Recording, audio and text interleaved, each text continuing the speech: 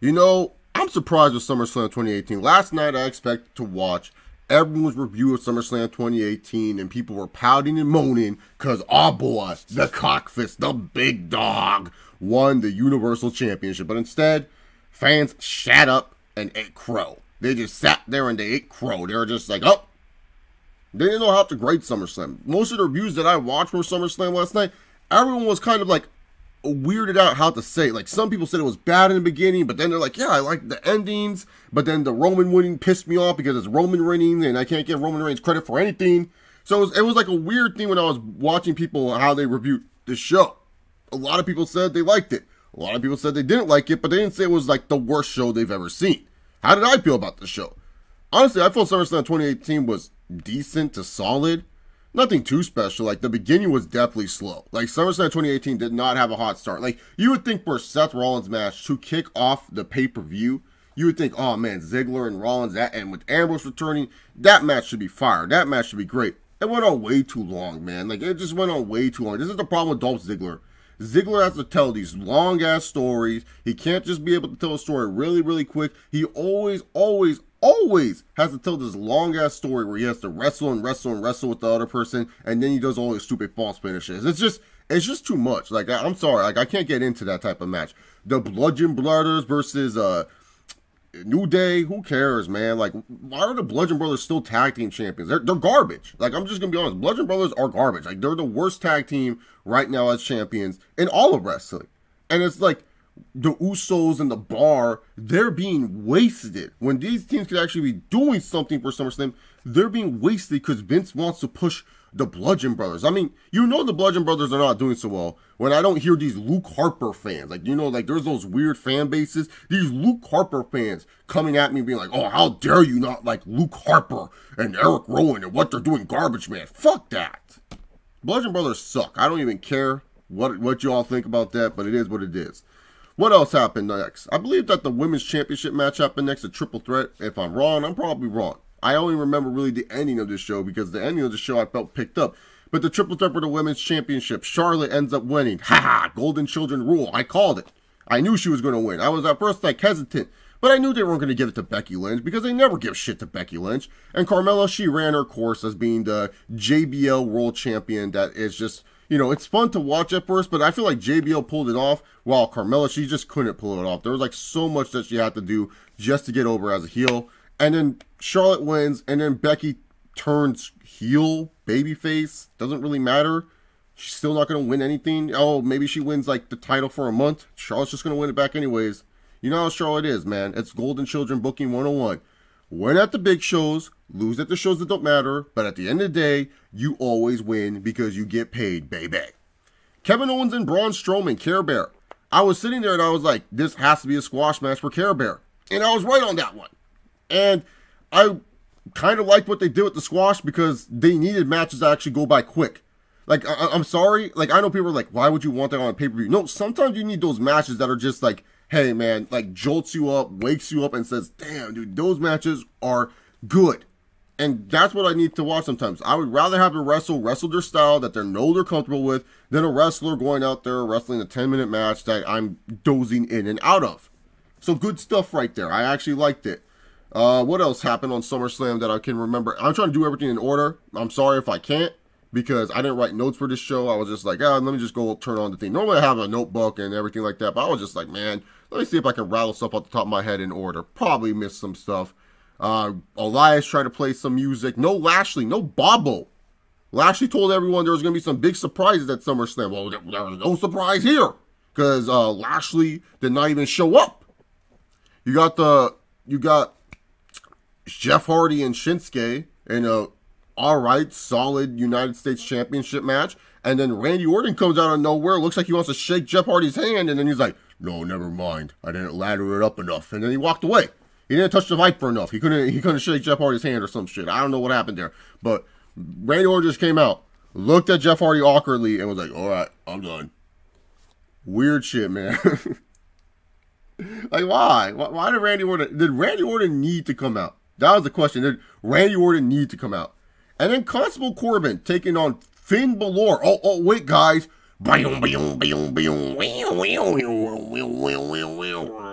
Yo, the Dayman is back. Wow. Constable Corbin is such a threat that Finn Balor decided to waste 4 hours to paint himself to beat him up. This right here, you would think, oh man, Chase, you always complain about Balor. You always don't call him by his right name. You always say that he's boring. He's not boring, Chase. You put on the paint. No, here's the thing. The Demon works when there's a story to it. This was literally our boy Constable Corbin and Finn Balor's story. Hey, Finn, you're a shortstop. You're not big or tall like me. I'm Constable Corbin. You're not a star. I'm a star. And then Finn comes out and is like, oi, I am a star. And I love my little funhouse who got me. That's literally like been the feud. It hasn't been anything where Finn Balor is like, oh, I need to pull out the demon on this guy. This guy really, really pushed me to my edge and made me want to become the demon. And so then it was like this weird, corny and hokey theme. But the theme was that shit got over with the people that were watching with me. They liked this shit. So obviously it worked. And where Constable Corbin was like, oh man, hey, I don't want to fight. We didn't agree on this one. Oh, we didn't agree on me fighting the demon. And then Finn Balor squashes him. And I was like, out of all the matches that you decided to do squash matches for, it was Finn Balor and Constable Corbin. You gotta be kidding me. This is ridiculous. I could not believe it. I literally could not believe that Finn Balor and Constable Corbin got a squash match. So before I go talk about the two main events, you could say, let's talk about the other big matches that I kind of skipped because I just wanted to have more time to talk about them. The WWE Championship, AJ Styles and Samoa Joe. I believe this went like third or fourth on the card. It happened really early on the show. I felt they were going to do a swerve here with Joe winning because normally when the championship kind of happens a little bit early, I felt the title was going to change hands. Guess I was wrong on that one. But I did like the match and I did like the finish. I felt the finish was really well executed by both men. You know, the feud itself has been pretty solid. And then the match itself, it felt like a slower version of what you would see with them do in like TNA or ROH, to be honest. It didn't feel like the usual Samoa Joe and AJ Styles type of match where they go balls to the wall. There's so much like insane little stunts. Like obviously they're much older and these two are realizing, hey, we can't do the same shit we used to do. So let's just keep it tame. And so it was a tame matchup. There's some cool stuff like the Styles clash out of nowhere. That was sick and everything. But what was really cool is when Joe got on the mic and he's like, Wendy, I promised that Daddy was coming home, but I guess I lied. But it's okay, because I'll be your new daddy. I love that shit. I was like, oh shit. And then AJ went ballistic, and I was fine with AJ Styles retaining the title via DQ. Because I didn't feel like AJ and Joe needed to end here. I felt like this pay-per-view could have like extended AJ and Joe going further. You can now make a bit of an excuse why AJ and Joe need a Hell in a Cell match for the Hell in a Cell pay-per-view if you want to go there. Because out of all the feuds heading to Hell in a Cell, it probably does deserve the Hell in a Cell more than anything else. So you could probably make an excuse for it. It's not a good one, but you can still make one. You can make a case for it. But when it comes down to it, AJ and Joe, very, very good WWE Championship match. Enjoyed it. And then for me, at my money's worth, the match of the year, for at least WWE, maybe all the wrestling, it all depends on what you like. Miz versus Daniel Bryan. And I know a lot of people are going to be like, oh, Chase, this didn't live up to the hype. I don't know what you expect out of Miz matches, but I just expect solid matches, solid storytelling. And this match exceeded my expectations when it came to storytelling. The storytelling was really, really good. Like, you just felt the animosity between both men. Daniel Bryan, every time he got into the mat with the Miz, toying with Tim, acting like, oh, Miz, you can't get out of these submissions. Why do you even try, man? Just all the little stuff, man. And what I liked the most about this match, too, there was no, like, stupid false finishes that made no sense. It was just, like, Miz won in a way that the Miz should. Daniel Bryan lost in a way that didn't make him look too bad. But it wasn't in a way where it was like, oh, man, that's how the feud ended or that's how it ended. No, it was in a way that was pretty, like, decent, you know, pretty good. Like, it was just like, man, dude, this was a pretty good ending. This is how I wanted a feud like this or a match like this to end because you want more out of it. You don't want just to be the only one and only encounter that you see between these guys, especially at the peak of their careers. You want to see more of it. And I felt they did a good job with this match. I personally enjoyed Miz versus Daniel Bryan a lot. It was the match of the night. It was the match of the year for me for WWE. I felt they were just telling a simple ass story, you know, and they just did a great job with that story. Like, I was enthralled with the whole match. It was good to watch. I know a lot of people are going to be like, oh, no, Chase, go watch this. Man, I've watched Omega versus Okada. I watched Pentagon versus Sami Callihan. I watched a bunch of all these ROH matches and stuff like that. No, they're great matches. I'm not going to deny.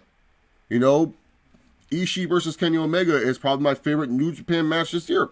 I'm not going to lie. I'm just saying, I felt Miz versus Daniel Bryan killed it, and they stole the show. As my dog stole something on my thing, I'll have to deal with him later. I think he stole my shorts or my t-shirt. I can't remember. But anyways, on to the two matches that you know are Chase Oliver specials. Maybe this is why I like the show. Cringe Ronda and Alexa Bliss. I was wondering what the hell was the point for the Bella Twins. That's my only question about this, because I was like, why did they bring the Bella Twins out if Nikki Bella wasn't going to cost Ronda the title? Like, it just felt odd. Like, the Bella Twins, just, like, it was so random. You were watching the show, and after, like, the second match, freaking Charlie Caruso, or I can't remember which announcer was it was all like, ladies and gentlemen, the Bella Twins. And they're like, hey, guys, oh, my God, what is going on? It's like, what are y'all doing here? And then, like, they do all their cheap plugs for their YouTube, Birdie B, their wine, Total Divas. Like, we need more plugs for Total Divas. There's, like, a commercial every freaking break. And so they're just sitting there saying the same shit. And then all of a sudden, you know, Nikki, like, yeah, we're going to watch Ronda, and it's going to be great. And I was like, oh, shit. But they mean by watching Ronda, they're going to cost Ronda, and it's not going to be great. But no. Instead, we got Rousey versus Bliss.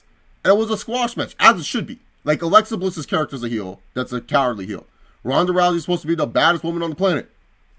There is no way now you can make me believe that Ronda Rousey and Alexa Bliss could go toe-to-toe and that match would be even. No. They haven't built up Alexa Bliss as being someone that can handle Ronda in an evenly fight. So Ronda and Alexa Bliss, they put on a pretty solid squash match. Ronda just wins.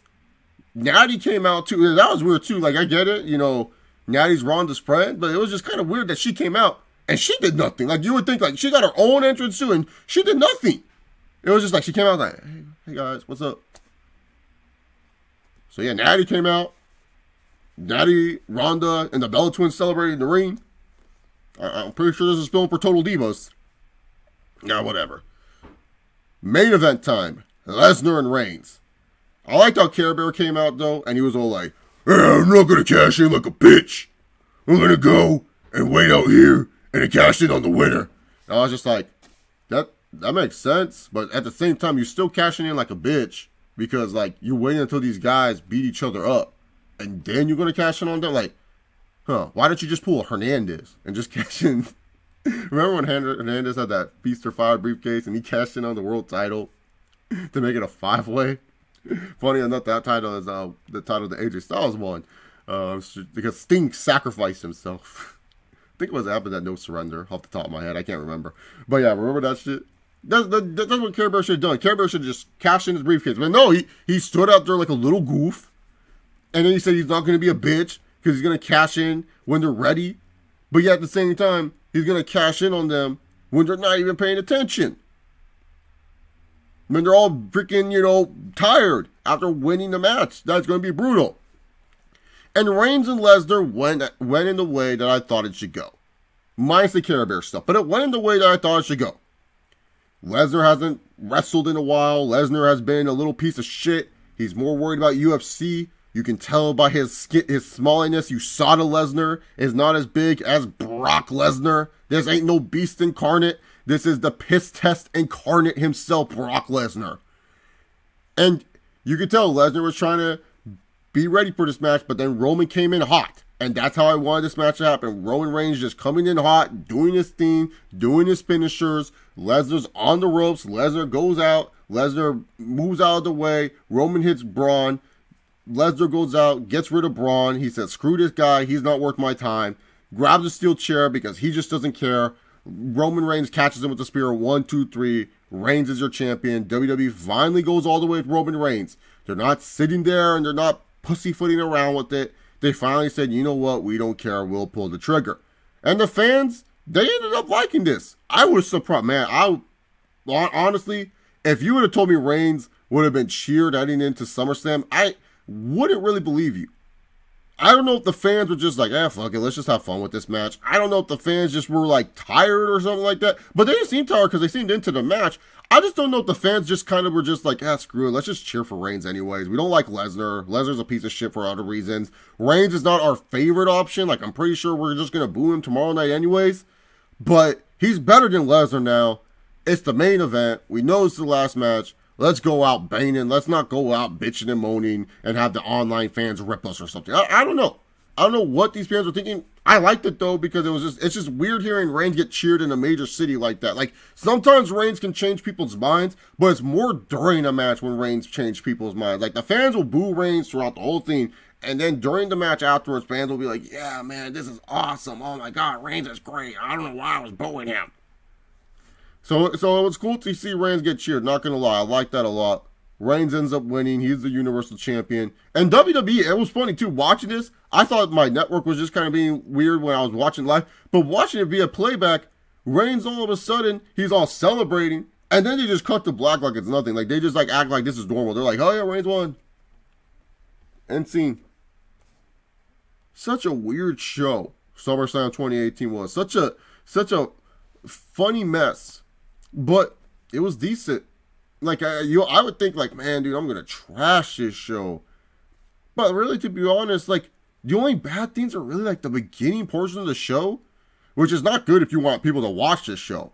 But then when you get near the end, a lot of the stuff was eye-catching. A lot of stuff you would just sit there and you're like, oh, you know what, I'll watch this stuff, man. And a lot of stuff that was eye-catching, it got people's attention. And so really, to be honest, this was a solid to decent show with SummerSlam 2018. What did you guys think about SummerSlam 2018? Comment section down below. Want to hear your guys' thoughts. Thank you guys for watching.